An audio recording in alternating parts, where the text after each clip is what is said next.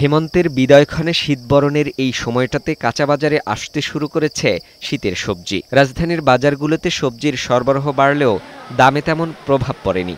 গত সপ্তাহের তুলনায় কিছু সবজির দাম কমেছে, তবে অধিকাংশ দামই অপরিবর্তিত রয়েছে। বাজারে নতুন করে দাম না বাড়লেও চড়া দামে আটকে আছে ভোজ্য তেল, আলু ও পেঁয়াজ।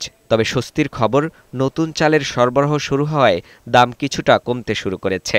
ডিম ও ব্রয়লার মুরগির দামও কমেছে। প্রতি কেজি বেগুন ৭০ থেকে ১০০, মানভেদে শিম ৫০ থেকে ৮০, পটল ৫০ থেকে ৬০, ঢ্যাঁড়স বিক্রি হচ্ছে কেজি প্রতি ৬০ থেকে ৭০ টাকায়। এছাড়া প্রতি পিস ফুলকপি আকার ভেদে ৩০ থেকে ৫০ টাকা, লাউয়ের পিস ৬০ থেকে ৮০ টাকা দরে বিক্রি হতে দেখা গেছে। মানভেদে কাঁচামরিচের কেজি বিক্রি হচ্ছে ৭০ থেকে ১২০ টাকায়।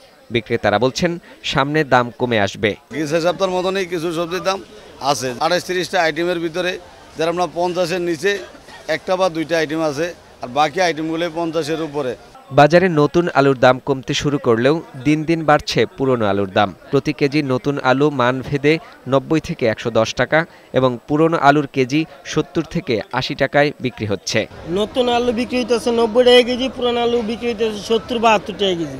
আলুটা এখন বর্তমানে কম খাইতেছে, পুরানের দাম কমে যাবে মনে হয়, যেভাবে নতুন আলু আমদানি হইতেছে। আবার বাজারে সুখবর দিচ্ছে দেশি পেঁয়াজ। ১৩০ টাকা থেকে নেমে এ সপ্তাহে প্রতি কেজি দেশি পেঁয়াজ বিক্রি হচ্ছে ১১৫ টাকা দরে। আমদানি বেশি, পেঁয়াজ কিনা আসলে ১১৬ টাকা কেজি, ১২ টাকা কেজি। আবার দামে একটু কমে যাইতেছে, আমদানি হইতেছে। যদিও বাজারে এমন পরিস্থিতিতে স্বস্তির আশা দেখছেন না ক্রেতারা। শীত অনুযায়ী এখনো কমে নাই দাম, আগের তুলনা অনুসারে এখনকার সবজি অনেক দাম বেশি। ফাহিম মুনাইম, বৈশাখী সংবাদ, ঢাকা।